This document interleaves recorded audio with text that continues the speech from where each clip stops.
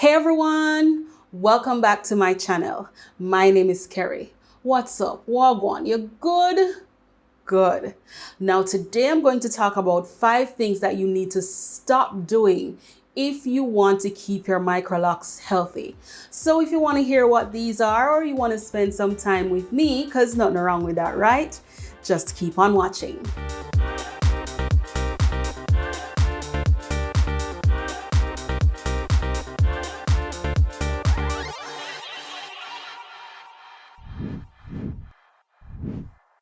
So the first thing that you need to stop doing to your locks if you want to keep them healthy, this is moisturizing with heavy oils or butters. Now, as you know, locks are very prone to build up. You don't want those heavy butters to stick in the crevices and in between the hairs in your locks.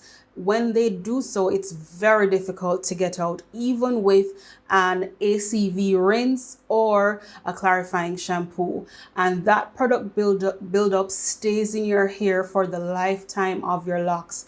It can contribute to your locks being dry and brittle, and it can also contribute to your locks smelling. Now, that is something that I'm sure that you do not want for your locks. So I would say use rose water, use even regular water. Regular water works fine. I've never used rose water in my locks. I've used some light oils such as tea tree oil for my scalp, but keep the products to a minimum. Water is the biggest and first and foremost thing. Other than that, and some light oils, you don't need much else. All right, so reduce those products and you will keep your locks healthy. The second thing that you need to do in order to keep your locks healthy, or the second thing you need to stop doing in order to keep your locks healthy, is skipping wash days. Now, I know it might seem counterintuitive, right? No, a lot of locticians and persons say, do not wash your hair for a certain amount of time. Now, I understand in the beginning stages, that might be pertinent advice, especially for persons with 3A type 3 hair that's more loose and difficult to form in locks. However, that is why braiding and banding is there. You don't want all that sweat and dust and build up on your locks. And it can also contribute to smell. I promise you, smelly locks are not the way to go, especially if you live an active lifestyle. So the next thing that you need to stop doing in order to make your locks remain healthy is to skip high tension hairstyles.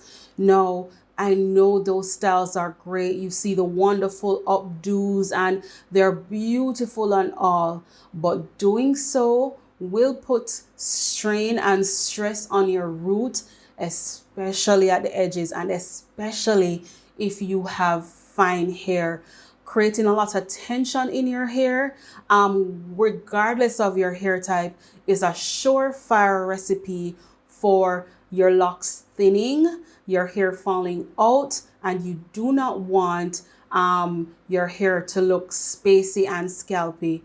And that's different from the scalpiness that you get when you retighten your hair or when your locks are just installed. You know what I'm talking about. You walk by somebody or you see those pictures on Instagram where it's very thin, it's balding. The tension is only going to hurt your hair and your locks in the long run.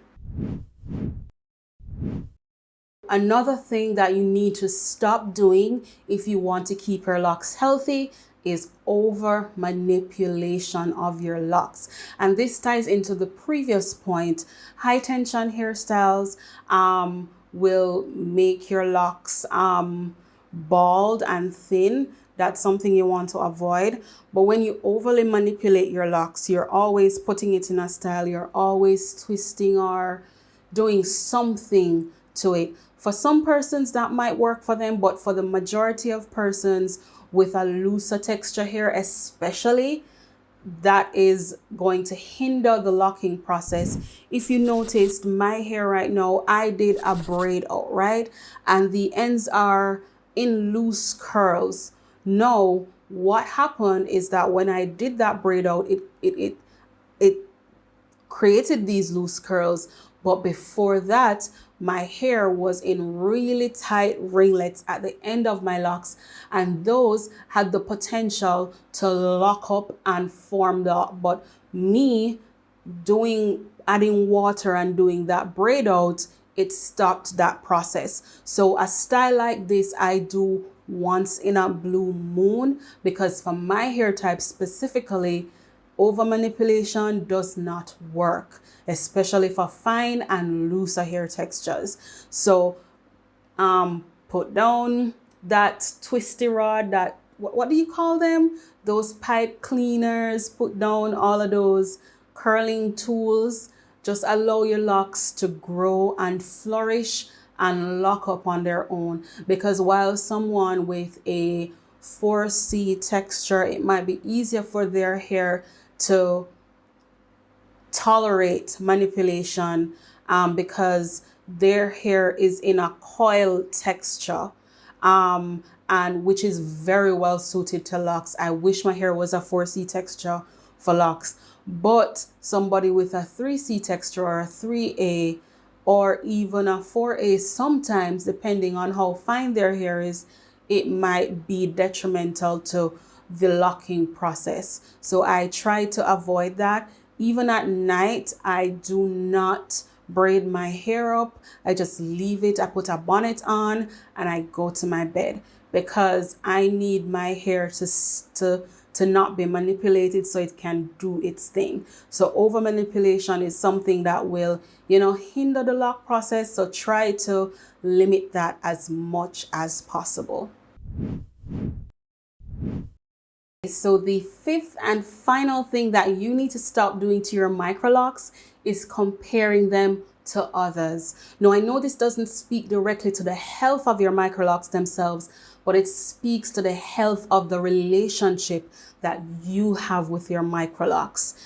Comparing them constantly to others' microlocs or to other influencers' microlocs will damage the relationship you have with your locks and may shorten your journey, because you might be like, okay, why aren't my locks looking like this? And that will cause you to fall out of love with your locks, fall out of love with your journey, and cut it short. I would say love your locks for what they are. Love them in their current form. Know that it's uniquely yours. And I have another video in which I speak to this topic directly. I'm going to link it up in the card somewhere on, I'm not sure which side it is, but I'm going to link it in the card so that you can go and refer to that video about having a healthy relationship with your hair and how to reduce lock envy. You know what I mean? So that is something that you need to look into, your relationship with your hair. Do not compare. It's good to have a role model in the beginning to say, this is the idea, that this is what I want my locks to look like, so that you can have a guideline to tell the loctician, okay, I want this size locks, for example. But in terms of comparing your locks exactly to somebody else's, that for me, it's something that will damage your relationship. All right, guys, so that is it. Those are 5 things that you need to stop doing to your microlocs. If you want to know more, there are a lot of videos on my channel. You can go ahead. I have a Microlocs playlist that you can look on and get a lot of information there. I'll be adding to it as I make videos.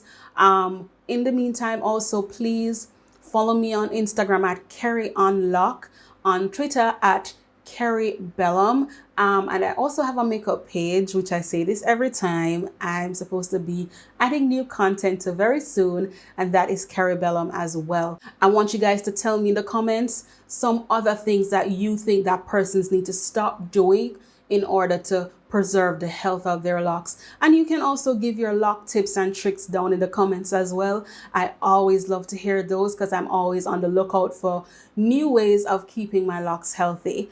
All right, guys, so this is the end. Thank you guys so much for watching. As usual, keep safe, keep sanitized, social distance, wear your masks, and until next time, bye.